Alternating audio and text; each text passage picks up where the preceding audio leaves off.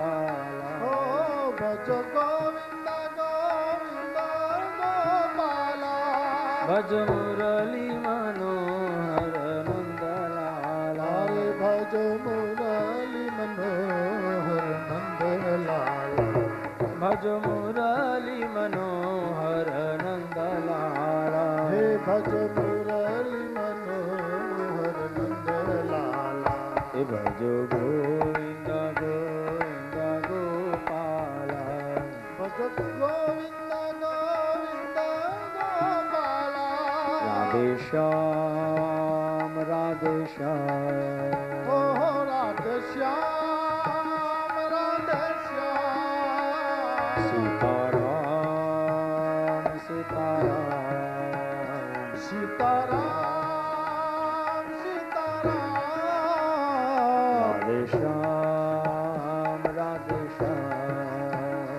રાધે શ્યામ રાધે શ્યામ સીતારામ સીતારામ સીતારામ સીતારામ રાધે શ્યામ રાધે શ્યામ રાધે શ્યામ રાધે શ્યામ બોલો ગોવર્ધન માત કી જય.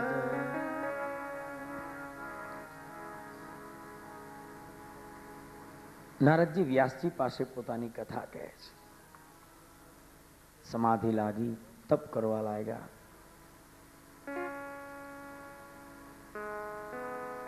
નારદજી કહે છે એ વખતે ખૂબ સમય જતા ભગવાને હૃદયમાં દર્શન આપ્યા. પ્રત્યક્ષ દર્શન નથી આપ્યા. જો કેવું છે, હજી તારી યોગ્યતા થોડીક બાકી છે. હે પુત્ર, આ જન્મની અંદર તું મને પામી નહીં શકે. હવે પછીના જન્મની અંદર હું તને મારા ચરણનો દાસ બનાવી, તને મારી પાસે જ રાખીશ. નારદજી કહે છે એમ કહી ભગવાન અદૃશ્ય થયા. સમય જતા મારો દેહ પડી ગયો. બીજા જન્મની અંદર બ્રહ્માના માનસ પુત્ર તરીકે મને ફરીને જીવન પ્રાપ્ત થયું. આજે જો આ પદે હું હોઉં તો એ બધી કૃપા આ સંતોના સંગની છે, ભગવાનની કથાની આ કૃપા છે. ભગવાનનું ચરિત્ર જે મેં સાંભળ્યું અને એને જે મારા માનસ ઉપર અસર કરી છે. માટે હે મહારાજ, મારી આપને પ્રાર્થના છે, આ ભગવાનની કથા લખો. જે સાંભળતા અને ગાતા મારા જેવા અનેક જીવો ઈશ્વર સુધી પહોંચી શકે. સાંભળતા વ્યાસજી અતિ પ્રસન્ન થયા છે, રાજી થયા છે. નારદજી આમ સુંદર જ્ઞાન આપી વિદાય થયા. વ્યાસજીએ એ જ વખતે તૈયારી કરી છે છેલ્લું મહાપુરાણ લખવાની. ભાગવત પુરાણ લખતા પહેલા વ્યાસ નારાયણે ભગવાનનું ધ્યાન કર્યું છે. તપ કરીને ભગવાનને પ્રાર્થના કરતા ભગવાન સ્વયં ત્યાં પ્રગટ થયા છે. બોલીએ નારાયણ ભગવાન કી જય.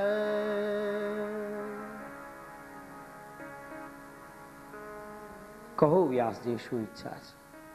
વ્યાસજીએ કહ્યું કે મહારાજ, હવે એક એવું પુરાણ બનાવવું છે કે જેની અંદર આપના તમામ ચરિત્રોનો સાર આવી જાય, તમામ અવતારોની કથા પણ સમાઈ જાય અને આપનો મહિમા વિવિધ રીતે હે પ્રભુ હું વર્ણવી શકું. ભગવાન કહે છે ભલે વ્યાસજી જાઓ, વરદાન આપું છું. જ્યારે તમે ભાગવત લખવા બેસશો ત્યારે આંખ બંધ કરી હૃદયમાં દર્શન કરજો. જે લખવાનું છે એ તમારે વિચારવું નહીં પડે. તમે આંખ બંધ કરશો એટલે આપોઆપ હૃદયમાં તમને એના દર્શન થશે અને જે તમે જુઓ એ તમે લખજો. ભગવાન વરદાન આપી વિદાય થયા અને વ્યાસજી ધ્યાનની અંદર ભગવાનના દર્શન કરવા લાગ્યા અને ભાગવતનો આરંભ કર્યો. ભગવાને જે હૃદયમાં બતાવ્યું છે એ વ્યાસજી જોતા ગયા, લખતા ગયા, દર્શન કરતા ગયા અને લખતા ગયા. પુનર્ભવં વા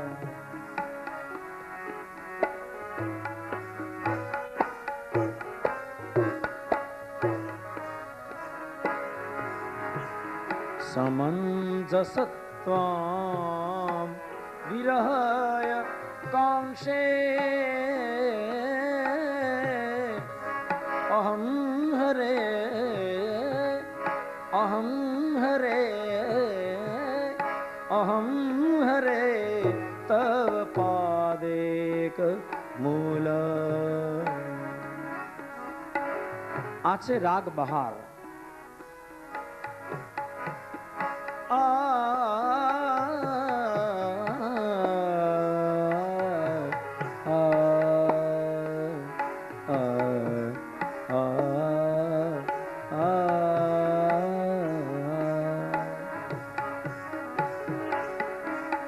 સંગીતના દરેક રાગમાં ભાગવતના શ્લોક ગવાય છે.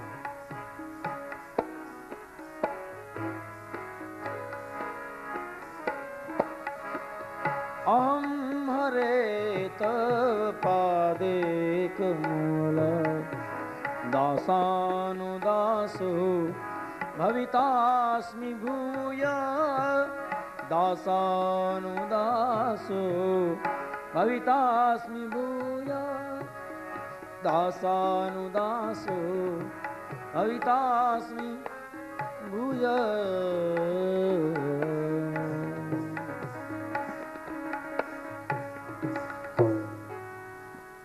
સુખદેવજી ભલે ને યોગી હતા,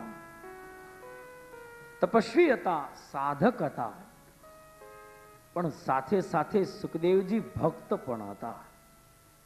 જ્યારે આ શ્લોક સાંભળ્યા ત્યારે સુખદેવજી મહારાજનું ધ્યાન થોડી વાર માટે અટકી ગયું. આહા, આ કોણ બોલે છે? કેવું સુંદર બોલે છે, કેવું અદ્ભુત બોલે છે. કોણ બોલતા હશે?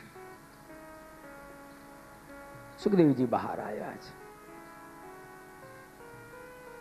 વિદ્યાર્થીઓને શ્લોક બોલતા જોઈ રાજી થયા છે. સુખદેવજી કહે છે કે હે નારાયણના સ્વરૂપો, તમે કેટલું સુંદર બોલો છો. કૃપા કરીને હજી એકવાર મને સંભળાવો. મને બહુ આનંદ થાય છે. મારા હૃદયની અંદર તપ અને સાધનાની અંદર જે આનંદ નથી મળતો, ઈશ્વરના યોગની અંદર શરીરને યોગની અંદર રત કરી ઈશ્વર મગ્ન બનું છું, એમાં જે આનંદ નથી મળતો એ આનંદ તમારા શ્લોક સાંભળવાથી પ્રાપ્ત થાય છે. સાંભળવાથી એટલો આનંદ મળે તો ગાવાથી કેટલો આનંદ મળે? હજી એકવાર બોલો. શિષ્યો વળી બોલે. વળી સુખદેવજી કહે છે હજી એકવાર બોલો. શિષ્યોએ કહ્યું કે મહારાજ તમારે આ શીખવા છે? સુખદેવજી બહુ રાજી થયા. અમારે શીખવા છે. કોણ શીખવે છે? શિષ્યોએ કહ્યું હાલો અમારા ગુરુ પાસે, એ તમને પણ શીખવશે. તાના હૃદયની અંદર રહેલો ભાવ આપોઆપ પ્રગટ થાય છે, યોગ્ય શ્રોતા મળે તો.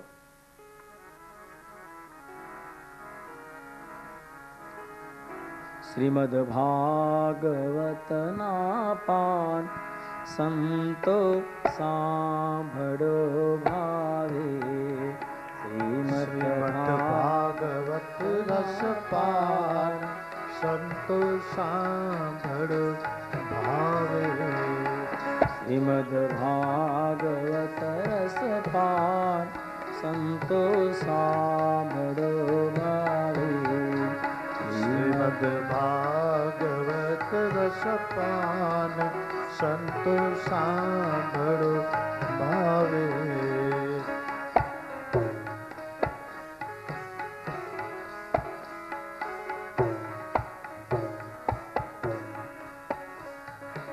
જો ભાગવત ને શરણે જાતા તો પાપી પણ પાવન થાતા. ભાગવત ને શરણે જાતા તે પાપી પણ પાવન થાતા. ભાગવત ને શરણે જાતા એ પાપી પણ પાવન થાતા ભાગવતને શરણે જાતા તે પાપી પણ પાવન થાતા અજામિલના પ્રમાણ સંતોષા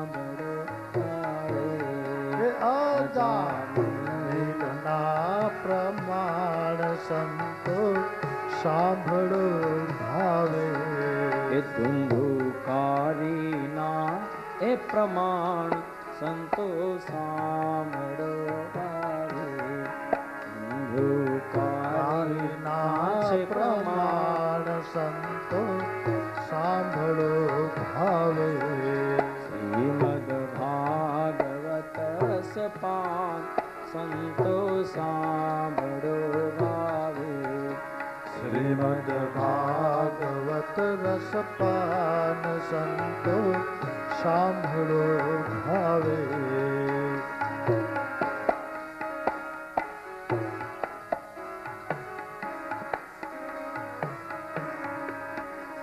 શ્રીમદ ભાગવત રસપાન સંતો સાંભળો ભાવે શ્રીમદ ભાગવત રસપાન સંતો સાંભળો ભાવે હવે કથા આવે છે પરીક્ષિત રાજા.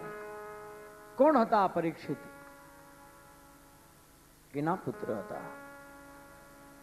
શું ભૂલ કરી પરીક્ષિત રાજાએ? જેટલું મહત્વ વક્તાનું છે એટલું જ મહત્વ શ્રોતાનું છે. વક્તા ગમે એવો વિદ્વાન હોય પણ શ્રોતા લાયક ન હોય તો બિચારો શું કરે? શ્રોતા ના હૃદયની અંદર રહેલી કથા સાંભળવાની ઉત્સુકતા, જિજ્ઞાસા એ જ વક્તાની વાણી છે.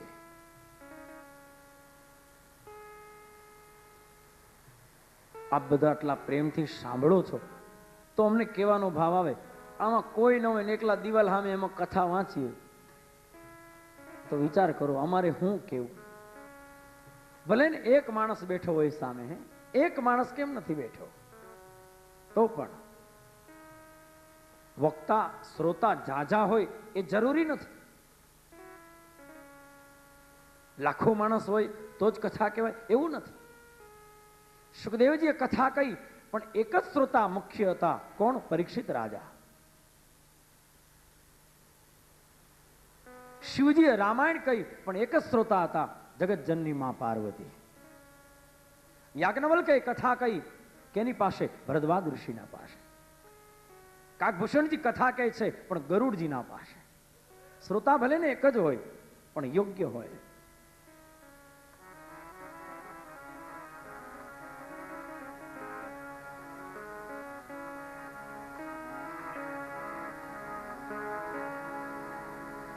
શ્રોતાનું બહુ મહત્વ છે. અને ગઈકાલે આપણે પરીક્ષિત રાજાના વિશે થોડી ચર્ચા કરી. પુણ્ય શ્લોક રાજા છે ભાઈ. જેનું હૃદય કોમળ છે, જેનું હૃદય દયાથી ભરેલું છે, એ માણસ કોઈ દી ક્રૂર નહીં થઈ શકે. અને જેનું હૃદય ક્રૂર છે, નિષ્ઠુર છે, એના હૃદયમાં કોઈ દી કરુણા નહીં આવે. એ 100 રૂપિયા હાટું કોકને મારી નાખશે.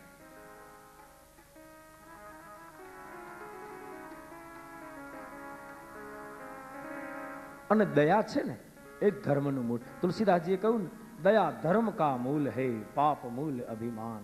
તુલસી દયા ન છાડીએ, જબ તક ઘટ મેં પ્રાણ. દયા ન છોડીએ. દયા જ ધર્મનું મૂળ છે.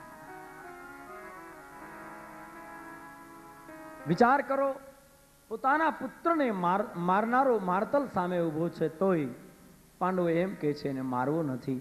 ભગવાન રડે છે, આના જેવા દયાળુ જગતમાં બીજા કોણ હશે? આની કરુણા તો જોવો. આનું મારે શું કરવું? ભીમસેન મહારાજે પછી તો એની ચોટલી કાપી એને જવા દીધો છે. અશ્વત્થામા લાત મારી એને કાઢી મૂક્યો. અને પછી તો બધા હસ્તિનાપુરમાં આવ્યા છે. અને ધર્મરાજા હસ્તિનાપુરના ગાદી ઉપર વિરાજમાન થયા, સમ્રાટ થયા. ભગવાન યજ્ઞો કરાવ્યા, સત્કર્મ કરાવે છે, તો સત્કર્મ એમને કરવા દઈએ. બીજી આગળની કથા બપોરે બરાબર 3:30 વાગે. ત્યાં સુધી વિરામ 2 મિનિટ માટે ભાવ અને પ્રેમ સાથે. એ પ્રભુ તમે છો મારા જીવન રથના સાર. હે પ્રભુ તમે છો મારા જીવન રથના સારથી. કૃષ્ણ તમે છો મારા જીવન રથના સાર. હે કૃષ્ણ તમે છો મારા જીવન રથના સારથી. પ્રભુ તમે છો મારા જીવન રથના સાર. હે પ્રભુ તમે છો મારા જીવન રથના સારથી. રાધે શ્યામ રાધે શ્યામ શ્યામ રાધે શ્યામ સીતારામ સીતારામ સીતારામ સીતારામ. પ્રભુ તમે છો મારા જીવન રથના સારથી. હે પ્રભુ તમે છો મારા જીવન રથના સારથી. ઓ જીવન રથના સારથી. પ્રભુ જીવન રથના સારથી. બોલો બાલકૃષ્ણ લાલ કી જય. ગોવર્ધનનાથ નાથ કી ઓમ જય. નમઃ પાર્વતી પતય પતય હર હર મહાદેવ. દેવ. બપોરે બરાબર 3:30 વાગે કથાનો આરંભ થશે. ત્યાં સુધી વિરામ.